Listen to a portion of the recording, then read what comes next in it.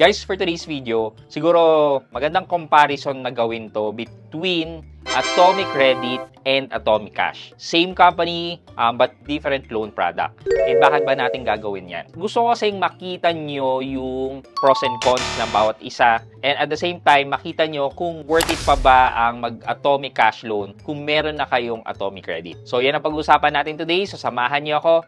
Sit back and let's discuss. Coming right up.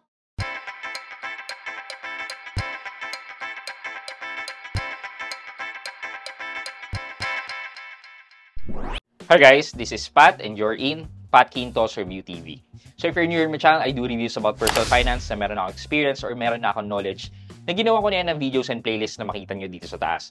At kung bago kayo dito sa channel ko, you may want to consider subscribing to my channel. Okay guys, yeah, Atomic Credit and Atomic Cash. Again, same company with two different products. Yung isa is parang buy now, pay later. As in, pambili mo talaga siya. Wherein yung Atomic Cash loan naman is you just apply and withdraw it and then you can spend it anywhere kahit anong purpose magagawa nyo yun. Yun nga, kay Atomic Credit, kailangan mo siya ipambayad talaga. So, given these two distinction ng product na to, makikita na natin kagad na kung sino mas kailangan natin. With our current situation, makikita na natin kung ano yung kailangan natin. Kunyari, kailangan ko ng pang-tuition.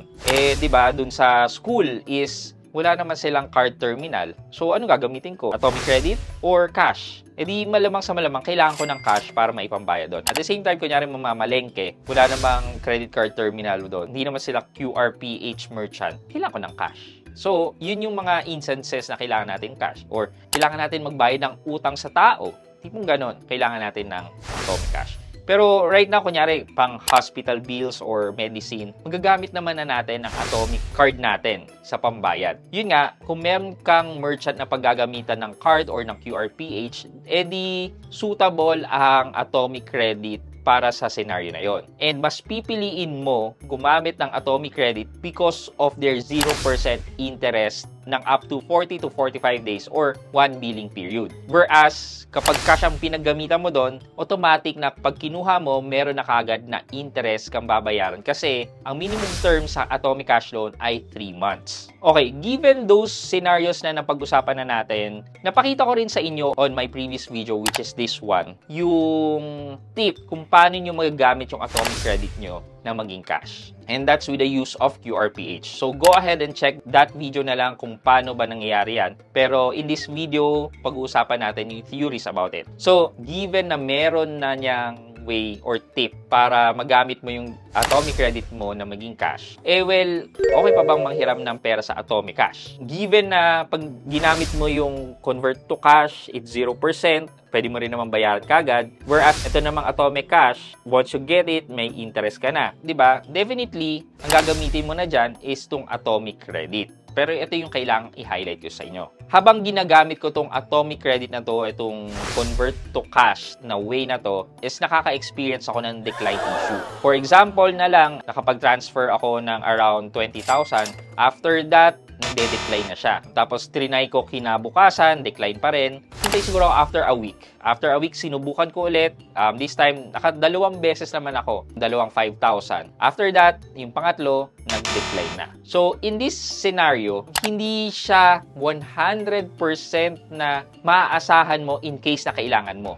Because you might be limited by Atome kapag gumagamit ka ng QRPH. Parang same scenario or reason din kung bakit nade-decline ka sa mga card transaction mo because nagkakaroon ng limit si Atome. So, in that case, dahil hindi mo 100% maaasahan ang paggamit ng QRPH or the convert to cash, eh well, dito naman papasok si Atomic Cash. Yun nga lang talaga, medyo mataas na ang interest nito, pero comparing naman Atomic Cash with other lending service, if 6% ang interest mo per month, if yung loan mo is 10,000 pesos and below sa loob ng 3 months, that's around 72% per annum. Kapag higher amount naman, around 15,000 pesos and 6 months to pay, nasa around 5.5% per month yan or nasa around 66% per annum. So yun yung yun yung kakaharapin yung pros and cons between Atomic Credit and Atomic Cash. Kung mag-Atomic Credit kayo with the Convert to Cash, well, that's 0%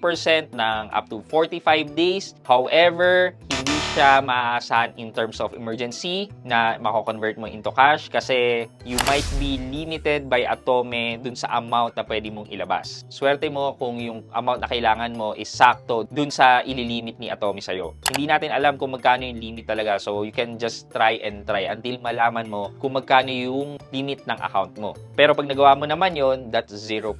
Whereas si Atomic Cash naman, kapag meron kang offer, well, anytime na kailangan mo, makakapag-apply and withdraw ka. Yun nga lang talaga, mataas ang interest. Siguro guys, one scenario na lang kung bakit ginagamit ko tong Atomic Credit ko, ginagawa ko cash, is that dahil 0% naman siya, so ginagamit ko yung limit ng Atome na maging cash at dinideposito ko sa savings. So kahit papano, kahit bariya, kikita siya, and alam niyo yun, meron akong hawak na pera in case na kailanganin ko. Kasi guys, ang malaking chunks ng pera ko ay in dollars, so pag kailangan ko ng malaking pera, magpapapalit pa ako or mag-withdraw pa ako in dollars, minsan dumarating sa point na mababa ang palitan in dollars. So, malaking tulong sa akin yung paggamit ko ng Atomic Credit na maging cash kasi pwede ko pang i-delay yung pagpapalit ko ng pera ko in dollars. Guys, promise, ang laking tulong ng 0% interest coupled by the QRPH. So, I hope may natutunan kayo dito sa video natin, sa video comparison natin between Atomic Credit and Atomic Cash. So, for our question of the day, though na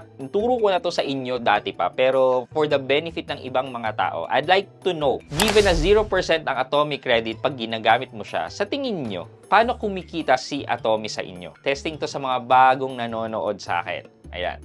Let me know sa comment section sa baba at may chance po kayong manalo ng 1,000 pesos sa ating weekly GCash giveaway. Yun lamang po for today's video, but before we end, mag-shoutout po muna tayo at shoutout kay Sinister at Sinister YT1453. Sabi niya, shoutout po Gary De La Cruz. Yan. Shoutout po kay Sir Harry De La Cruz. Shoutout po sa inyo.